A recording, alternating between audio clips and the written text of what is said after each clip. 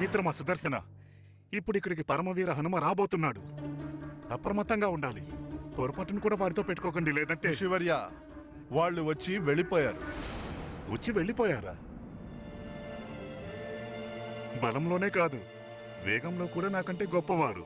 వాళ్ళు తెలివితేటల్లో నాకన్నా గొప్పవాళ్ళు.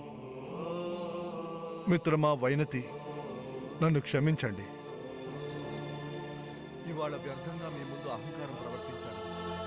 లేదు లేదు యష్ట శిరోమణి, పొరపాటు నాదే. క్షమాపణ కోరాల్సింది నేనే.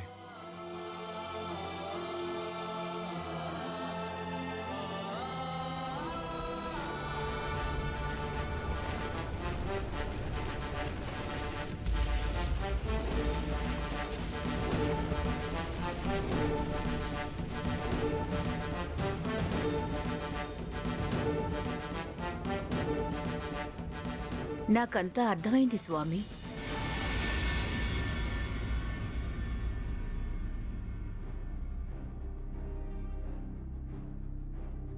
ఏమర్థమైంది ప్రియా? తమరు ఈ లీలంతా నాకున్న గర్వాన్ని అణచడానికే రచించారు. రాణి సత్యభామ, మీతో పాటు అస్త్ర శిరోమణి సుదర్శనుడి గర్వం కూడా అణిగింది. పక్షిరాజు గరుడిది కూడా. నేను నా రూపాన్ని చూసుకుని ఎంతో గర్వపడ్డాను స్వామి.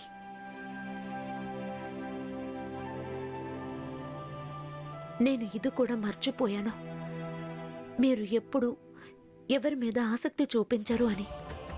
లీలలు మాత్రమే చేస్తారు.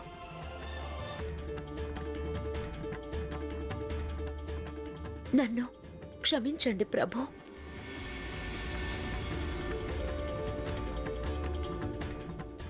అహంకారం అనేది ఎక్కడ ఉన్నా అక్కడ ప్రేమ అనేది ఉండదు. అహం అనేది వైదొలిగితే భక్తునికి భగవంతునికి మధ్య ఏ భేదమూ ఉండదు. భక్తుడు స్వయంగా భగవత్ స్వరూపుడవుతాడు. ఇదే దేవి ప్రేమకున్న శక్తి. అందరికన్నా ఉన్నతమైన ప్రేమికుడెవరో తెలుసా?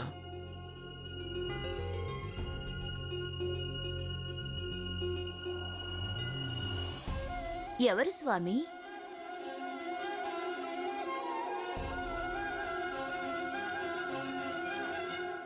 పవనపుత్ర హనుమ.